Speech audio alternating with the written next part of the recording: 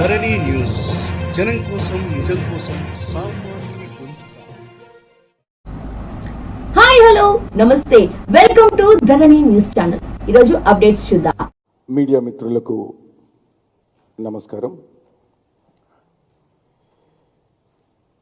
తెలంగాణ ప్రాంతంలోని గోదావరి ప్రాణహిత పరివాహక ప్రాంతంలో ఉన్నటువంటి బొగ్గు నిల్వలను వెలికి తీస్తూ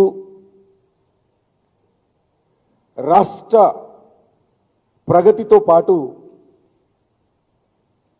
దక్షిణ భారతదేశంలో అన్ని రాష్ట్రాలకు బొగ్గుని అందిస్తూ అద్భుతమైనటువంటి ప్రగతిని సాధిస్తున్నటువంటి రాష్ట్రం తెలంగాణ రాష్ట్రం, ప్రత్యేకించి సింగరేణి కాలరీస్ కంపెనీ లిమిటెడ్. ఈ సందర్భంలో తెలంగాణ రాష్ట్రం వచ్చిన తర్వాత గౌరవ ముఖ్యమంత్రి గారి నాయకత్వంలో గత 7 ఏళ్లలో సింగరేణి కాలరీస్ కంపెనీ లిమిటెడ్ ఒక అద్భుతమైనటువంటి ప్రగతిని సాధించింది. గత 7 ఏళ్లలో బొగ్గు ఉత్పత్తిలో 27%, బొగ్గు రవాణాలో 30%, బొగ్గు అమ్మకాల్లో 103%, లాభాల్లో 140% వృద్ధిని సాధించినటువంటి ఘనత సింగరేణి కాలరీస్ లిమిటెడ్ది తెలంగాణ రాష్ట్రాన్ని. ఏడాదికి దాదాపు 65 మిలియన్ టన్నుల బొగ్గుని ఉత్పత్తి చేస్తూ మన రాష్ట్ర అవసరాలను తీర్చుకుంటూ, ప్రత్యేకించి బార్డర్లో ఉన్నటువంటి ఆంధ్రప్రదేశ్, కర్ణాటక, తమిళనాడు, మహారాష్ట్ర ఈ రాష్ట్రాలకు కూడా మనం బొగ్గుని సరఫరా చేస్తున్నటువంటి సందర్భం. దీంట్లో భాగంగానే 2014లో తెలంగాణ రాష్ట్రం ఏర్పడ్డ తరువాత తెలంగాణ గరిష్ట విద్యుత్ డిమాండు 5661 మెగావాట్లు. 2021 మార్చి నాటికి 13,688 మెగావాట్ల డిమాండ్కు పెరిగింది. అంటే గౌరవ ముఖ్యమంత్రి గారు తెలంగాణ రాష్ట్రం ఏర్పడ్డ తర్వాత కార్మికుల సంక్షేమాన్ని దృష్టిలో పెట్టుకొని, రాష్ట్ర ప్రగతిని దృష్టిలో పెట్టుకొని ఎన్నో అద్భుతమైనటువంటి అభివృద్ధి కార్యక్రమాలకు శ్రీకారం చుట్టి ఈరోజు తెలంగాణ రాష్ట్రంలో రైతులకు 24 గంటల ఉచిత కరెంటునిస్తున్నటువంటి ఒక గొప్ప రైతు బిడ్డ గౌరవ ముఖ్యమంత్రి కేసీఆర్ గారు. దీంట్లో భాగంగానే ఈరోజు సింగరేణిలో ఉన్నటువంటి 45 గనుల్లో ప్రత్యక్షంగా 43,000కు పైచిలుకు కార్మికులు, పరోక్షంగా 23,680 కార్మికులు ఈరోజు పనిచేస్తూ ఉన్నారు.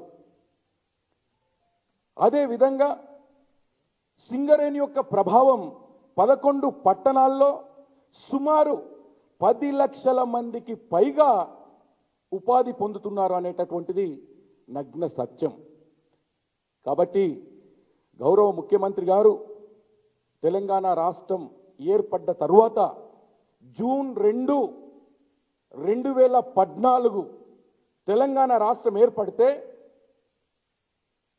సింగరేణిలో పనిచేసేటటువంటి కార్మికుల యొక్క కష్టాలను ఉద్యమ సమయంలో తెలుసుకున్నటువంటి వ్యక్తిగా, కార్మిక పక్షపాతిగా జూన్ 14, 2014 అంటే దాదాపు తెలంగాణ రాష్ట్రం ఏర్పడిన 12 రోజులకే కార్మికులకు ఆదాయ పన్ను మినహాయించాలని చెప్పి అసెంబ్లీలో ఒక తీర్మానం చేసి కేంద్ర ప్రభుత్వానికి పంపించినటువంటి ఘనత గౌరవ ముఖ్యమంత్రి గారిది. అంటే కార్మికుల పట్ల, కార్మికుల కుటుంబాల పట్ల గౌరవ ముఖ్యమంత్రి గారికి ఉన్నటువంటి చిత్తశుద్ధి దీన్ని బట్టి మనం అర్థం చేసుకోవాలి. ఎందుకంటే ఈరోజు ఈ దేశాన్ని కాపాడేటటువంటి వాళ్ళు సైనికులు, జై జవాన్ అన్నాం. ఈ దేశానికి వెలుగునిచ్చేటటువంటి వాళ్ళు సింగరేణి కార్మికులు. ఈ దేశాన్ని కాపాడేటటువంటి సైనికుడు ఒకసారి బార్డర్కి వెళ్ళిన తర్వాత ప్రాణాలతో వస్తాడు అనేటటువంటి గ్యారంటీ లేదు. అదేవిధంగా తెలంగాణ రాష్ట్రంలో ఉన్నటువంటి సింగరేణి కార్మికులు ఒకసారి బొగ్గు బాయిలోకి గనుల్లోకి వెళితే ప్రాణంతో వస్తాడా లేదా తెలియనటువంటి పరిస్థితి. కాబట్టి మానవతా దృక్పథంతో సింగరేణి కార్మిక పక్షపాతిగా రాష్ట్రం ఏర్పడ్డ 12 రోజుల తర్వాత ఏదైతే ఆర్మీ వాళ్లకు ఆదాయ పన్ను మినహాయింపు ఉందో అదేవిధంగా సింగరేణి కార్మికులకు కూడా ఆదాయ పన్ను మినహాయింపు ఇవ్వాలని చెప్పేసి జూన్ 14, 2014లో అసెంబ్లీలో తీర్మానం చేసి కేంద్ర ప్రభుత్వానికి పంపించడం జరిగింది. దీంట్లో భాగంగా గౌరవ ముఖ్యమంత్రి గారు వారసత్వ ఉద్యోగాలకు సంబంధించినటువంటి అంశంలో సింగరేణి కార్మికుడు చాలా కష్టపడి పనిచేస్తున్నాడు కాబట్టి కాళ్ళు నొప్పులు వస్తాయి, ఆరోగ్యం చెడిపోతుంది. కాబట్టి వారసత్వ ఉద్యోగాలు అనేటటువంటి కాన్సెప్ట్ సుప్రీంకోర్టు నియమ నిబంధనలకు లోబడి కారుణ్య నియామకాలు చేపట్టినటువంటి గొప్ప వ్యక్తి గౌరవ ముఖ్యమంత్రి గారు. అదేవిధంగా కార్మికుల పిల్లలకు ఐఐటీల్లో, ఐఐఎంలో ఫీజును తిరిగి చెల్లిస్తున్నటువంటి వ్యక్తి గౌరవ ముఖ్యమంత్రి గారు. దీంట్లో భాగంగానే కార్మికుల పిల్లలకు, తల్లిదండ్రులకు సూపర్ స్పెషాలిటీ ట్రీట్మెంట్స్, అదేవిధంగా కార్మికులకు 1% ఎలక్ట్రిసిటీ ఫీజుని తిరిగి చెల్లించడం, హౌస్ లోన్ 10 lakhs తీసుకున్నటువంటి వాళ్లకు వడ్డీని మినహాయింపడం, అదేవిధంగా దాదాపు ఇప్పటి వరకు 3500 ఉద్యోగ నియామకాలు చేపట్టినటువంటి ఘనత టిఆర్ఎస్ ప్రభుత్వాన్ని. కాబట్టి ఈరోజు ఇన్ని సంక్షేమ కార్యక్రమాలు కార్మికుల గురించి చేస్తూ ఉంటే మోడీ గారి నాయకత్వంలో పనిచేస్తున్నటువంటి నియంతృత్వ, మతతత్వ, దళిత వ్యతిరేక, రైతు వ్యతిరేక బీజేపీ పార్టీ, బీజేపీ ప్రభుత్వం తెలంగాణ రైతులపై, తెలంగాణ ప్రభుత్వంపై వివక్ష చూపుతూ, ద్వంద్వ వైఖరిని చూపుతూ ఒకవైపు రైతుల జీవితాలతో, మరొక వైపు సింగరేణి కార్మికుల జీవితాలతో ఆటలాడుకోవడానికి ప్రయత్నం చేస్తున్నటువంటి ఒక దుర్మార్గమైనటువంటి ప్రభుత్వమే మోడీ గారి బీజేపీ ప్రభుత్వం.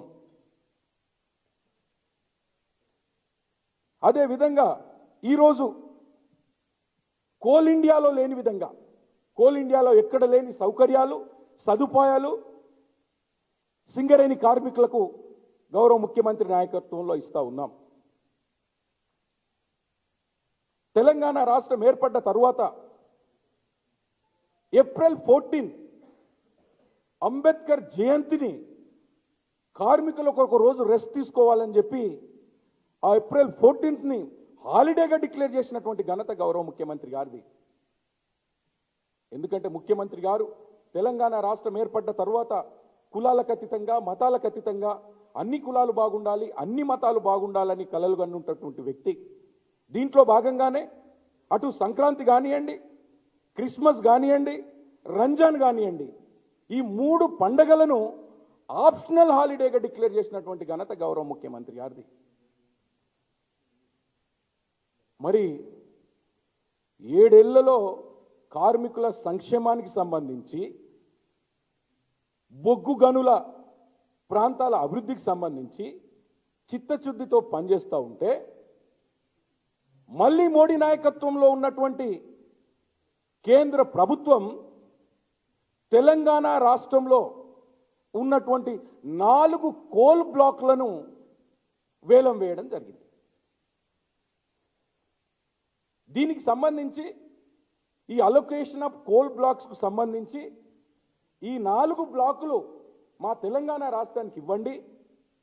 తెలంగాణ రాష్ట్రంలో తలసరి విద్యుత్ వినియోగం అనేటటువంటిది గణనీయంగా పెరిగింది కాబట్టి మాకు ఈ కరెంటును ఉత్పత్తి చేయాలంటే బొగ్గు కావాలని చెప్పేసి 2015లోనే మోడీ గారికి గౌరవ ముఖ్యమంత్రి గారు లేఖ రాయడం జరిగింది. 2021 గురించి కాదు మనం మాట్లాడేది. 2015లో కోల్ బ్లాక్స్ అలోకేషన్ తెలంగాణ రాష్ట్రానికి ఇవ్వండి. తెలంగాణ రాష్ట్రంలో విద్యుత్ వినియోగం పెరిగింది కాబట్టి కోల్ బ్లాక్స్ని తెలంగాణ రాష్ట్రానికి కేటాయించండి అని చెప్పి 2015లో లెటర్ రాయడం జరిగింది. అదేవిధంగా ఈరోజు కేంద్ర ప్రభుత్వం, కేంద్ర బొగ్గు మంత్రిత్వ శాఖ శ్రావణపల్లి ఓసి అంటే బెల్లంపల్లి నియోజకవర్గం, అదేవిధంగా KK6 Akinapalli, Mandamarri, Koyagudem OC3 Bhadradri Kothagudem, Sathupalli block, Khammam, ఈ 4 కోల్ బ్లాక్లను కార్పొరేట్ కంపెనీలకు కట్టబెట్టడానికి కంకణం కట్టుకుంది. బీజేపీ నాయకత్వంలో పనిచేస్తున్నటువంటి కేంద్ర ప్రభుత్వం కార్మిక వ్యతిరేక ప్రభుత్వం. ఎందుకంటే ఈరోజు ఈ 4 బ్లాక్లను తెలంగాణ రాష్ట్రానికి కేటాయించినట్లయితే ఖచ్చితంగా అక్కడ ఉన్నటువంటి నిరుద్యోగ యువతకు ఉద్యోగాలు వచ్చేటటువంటి అవకాశం ఉంది.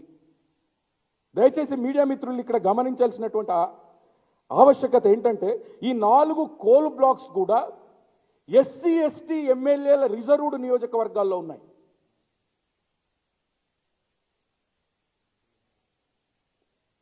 అంటే దళిత వ్యతిరేక బీజేపీ పార్టీ ఈరోజు సింగరేణి కార్మికులను, దళిత గిరిజన బిడ్డలను ఉద్యోగాలు ఇవ్వకుండా రోడ్ల మీదకి తీసుకొస్తున్నటువంటి పరిస్థితి. ఇప్పటికే మోడీ గారి బీజేపీ ప్రభుత్వం కార్పొరేట్ వాళ్ళకి కట్టబెట్టాలనేటటువంటి ఉద్దేశంతో రైల్వేలను ప్రైవేట్ చేస్తుంది, BSNLని ప్రైవేట్ చేసింది, LICని ప్రైవేట్ చేసింది, ఎలక్ట్రిసిటీని ప్రైవేట్ చేయబోతా ఉంది. కాబట్టి చివరిగా కన్ను సింగరేణిపై పడింది. మరి ఒకవైపు కార్మికులకు ఆదాయ పన్ను మినహాయింపు ఇవ్వాలని చెప్పేసి గౌరవ ముఖ్యమంత్రి గారు 2015లోనే లేఖ రాయడం జరిగింది, రిజల్యూషన్ లేఖ. అదేవిధంగా కోల్ బ్లాక్లకు సంబంధించి సింగరేణి తెలంగాణ ప్రభుత్వానికి కేటాయించాలని చెప్పి 2015లో లేఖ రాయడం జరిగింది. ఇవన్నీ ఈ రకంగా ఉంటే బుద్ధి లేని, విజ్ఞానం లేని గడ్డి తినే బండి సంజయ్ ఒకవైపు పిచ్చెక్కి ఏం మాట్లాడాలో ఏం మాట్లాడకూడదో తెలియని ఎర్రగడ్డ పిచ్చి అరవింద్ మరొక వైపు వాళ్ళు ఇష్టం వచ్చినట్టు మాట్లాడుతూ ఉన్నారు. దయచేసి మీడియా మిత్రులు గమనించాలి. నువ్వు దమ్మున్న మొగోడివైతే కార్మికుల కుటుంబాలపై నీకు ప్రేమ ఉంటే జూన్ 14, 2014లో ఆదాయ పన్ను మినహాయింపుకు సంబంధించి అసెంబ్లీలో తీర్మానం చేసి కేంద్ర ప్రభుత్వానికి పంపించడం జరిగింది. నీ కళ్ళు కనబడతలేవా? ఎప్పుడన్నా ఈ అంశానికి సంబంధించి పార్లమెంట్లో మాట్లాడావా? అక్కడ నీ బీజేపీ ప్రభుత్వం ఉంది కదా, నువ్వు దమ్మున మొగోడివైతే మరి కేంద్ర మంత్రి దగ్గరికి పోయి, ప్రధానమంత్రి దగ్గరికి పోయి, అయ్యా ఇది కార్మికుల జీవితాలకు సంబంధించింది, కార్మికుల కుటుంబాలకు సంబంధించింది, ఈ మినహాయింపుని చేయండి అని చెప్పేసి ఎప్పుడన్నా అడిగినవా? అసలు మీకు తెలివి ఉంటే కదా. ఈ సందర్భంగా ఇంకొక మనిషి ఉన్నాడు, వివేక్ అని చెప్పేసి తిరుగుతాడు, ఏదో పోలిట్ బ్యూరో మెంబర్ అని. నీ కార్మికుల మీద దమ్ము నీ ప్రేమ ఉంటే వెళ్ళండి అందరూ, మోడీ గారిని అడగండి. ఈటల రాజేందర్ గారికి కూడా నేను ఒకటే విజ్ఞప్తి చేస్తా ఉన్నాను. హుజురాబాద్ నియోజకవర్గంలో సింగరేణి కార్మిక కుటుంబాలున్నాయి, సింగరేణి కార్మిక బిడ్డలున్నారు. కాబట్టి నిజంగా మీకు సింగరేణి కార్మికుల పట్ల ప్రేమ ఉంటే, వాళ్ళ కుటుంబాల పట్ల ప్రేమ ఉంటే వెళ్ళండి. తెలంగాణ రాష్ట్రంలో ఉన్నటువంటి బీజేపీ బండి సంజయ్, పిచ్చెక్కిన అరవింద్, పిచ్చెక్కి అరవడం కాదు, ఏది పడితే అది మాట్లాడడం కాదు. మీరు దమ్మున్న మొగోళ్ళు అయితే, తెలంగాణలో ఉన్నటువంటి కార్మికులపై మీకు ప్రేమ ఉంటే ఎస్ వెళ్ళండి, మోడీ గారి దగ్గరికి వెళ్ళండి, మైనింగ్ మంత్రి దగ్గరికి వెళ్ళండి, సింగరేణి కార్మికుల పక్షాన వాళ్లకు మేలు జరిగేటటువంటి పని గురించి అడగండి. ఇవి లేదు. ఏం కావాలనే నీకు? నీ ఆస్తులు ఎట్లా కాపాడుకోవాలనో నీకు కావాలి, నువ్వు అధికారం ఎలా చేపట్టాలనో నీకు కావాలి, అంతే తప్ప నీకు కార్మికులపై ప్రేమ లేదు. అందుకే దయచేసి తెలంగాణ రాష్ట్రంలో ఉన్నటువంటి కార్మికులకు, కార్మిక కుటుంబాలకు, మేధావులకు రెండు చేతులెత్తి నేను విజ్ఞప్తి చేస్తా ఉన్నాను. దయచేసి గమనించండి. ఎవరు రాజకీయాలు చేస్తూ ఉన్నారు? కార్మికుల జీవితాలతో ఎవరు ఆటలాడుకుంటున్నారు? కార్మికుల సంక్షేమానికి ఎవరు పాటుపడుతున్నారు? ఏమయ్యా బండి సంజయ్, గుండు అరవింద్, ఎస్ నేను క్వశ్చన్ చేస్తా ఉన్నాను. ఈరోజు ఈ 4 బ్లాకులు ఏవైతున్నాయో ఆక్షన్లో వేలం వేస్తే రేపు అదానీ అంబానీ వచ్చేసేసి వాడు ఎక్కడి నుండో ఇతర రాష్ట్రాల నుండి ఉద్యోగాలు నియామకాలు చేపడతాడు. బొగ్గు కూడా మన రాష్ట్రానికి కావాల్సినటువంటిది ఇవ్వడు. ప్రత్యేకించి ఈ 4 కోల్ బ్లాక్స్ ఏదైతే వేలం వేయడానికి ఉన్నాయో ఇవి ఎస్సీ ఎస్టీ నియోజకవర్గాల్లో ఉన్నాయి. ఈ కోల్ బ్లాక్ వేలాన్ని నిలిపేసి తెలంగాణ రాష్ట్రానికి ఈ కోల్ బ్లాక్లను కేటాయించినట్లయితే ఖచ్చితంగా ఆ ప్రాంతంలో ఉన్నటువంటి దళిత గిరిజన బిడ్డలకు ఉద్యోగాలు వస్తాయి. మరి దీని గురించి మాట్లాడవు. నీ బీజేపీ పార్టీ దళిత వ్యతిరేక పార్టీ, నీ బీజేపీ పార్టీ గిరిజన వ్యతిరేక పార్టీ. ఏమనంటే హిందూ ముస్లిం అంటావు, ఏమనంటే అష్టలక్ష్మి టెంపుల్ అంటావు, ఏమనంటే తెలివిలేని దద్దమ్మలు అబద్ధాలు మాట్లాడతారు. ఇవి కాదు నాయకుడు అంటే, ఎంపీ అంటే. మరి ఈరోజు తెలంగాణలో కిషన్ రెడ్డి గారు బీజేపీ నుండి మంత్రిగా ఉన్నారు, బండి సంజయ్ ఎంపీగా ఉన్నాడు, ధర్మపురి అరవింద్ ఎంపీగా ఉన్నాడు. మాట్లాడండి అయ్యా, కోల్ బ్లాక్ల గురించి మాట్లాడండి, వేలాన్ని నిలిపేయండి, మేము మీతో వస్తాం. రాజకీయాలు చేయండి కండి దయచేసి. రాజకీయాలు సమయము సందర్భం వచ్చినప్పుడు ఎన్నికలు వస్తాయి, అక్కడ కొట్లాడదాం. ప్రజలు ఎవరికి ఆమోదం తెలిపితే వాళ్ళ ప్రభుత్వం ఏర్పడుతుంది, వాళ్ళు గెలుస్తారు. ఇప్పుడు మీరు కార్మికుల జీవితాలతో, రైతుల జీవితాలతో రాజకీయం చేస్తూ ఉన్నారు. దయచేసి దీన్ని ఇప్పటికైనా మీరు గమనించి రైతుల పట్ల, కార్మికుల పట్ల మీరు ప్రేమున్న వాళ్ళైతే మాతో కలిసి రండి, కేంద్ర ప్రభుత్వాన్ని నిలదీద్దాం. అదేవిధంగా భారతదేశంలో జార్ఖండ్ కానివ్వండి, ఒరిస్సా కానివ్వండి, గుజరాత్ రాష్ట్రాల్లో ఆ రాష్ట్ర ప్రభుత్వం రిక్వెస్ట్ మేరకు ఇలాంటి కోల్ బ్లాక్లను ఆ రాష్ట్రానికి కేటాయించడం జరిగింది. మరి తెలంగాణ ఏం తప్పు చేసింది? తెలంగాణలో ఉన్నటువంటి కార్మికులు ఏం తప్పు చేశారు? అందుకే పిచ్చి పిచ్చి మాటలు మాట్లాడడం ఆపేసి ఇప్పటికైనా తెలంగాణ ప్రజలు, తెలంగాణ కార్మికులు మీ యొక్క స్వార్థపూరిత రాజకీయాలను, మీ యొక్క మతతత్వ రాజకీయాలను, మీ యొక్క రైతు వ్యతిరేక పద్ధతులను, కార్మిక వ్యతిరేక పద్ధతులను గమనిస్తా ఉన్నారు. రేపు రానున్న కాలంలో ఖచ్చితంగా మీకు బుద్ధి చెప్తారని చెప్పి ఈ సందర్భంగా తెలియజేస్తా ఉన్నాను. ఇప్పటికైనా మీరు దమ్మున్న మొగోళ్ళైతే, మీకు సిగ్గు శరముంటే,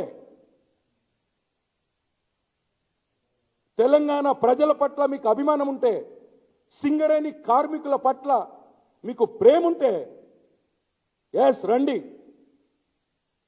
ఆదాయ పన్ను మినహాయింపు గురించి మాట్లాడదాం, కేంద్రాన్ని నిలదీద్దాం.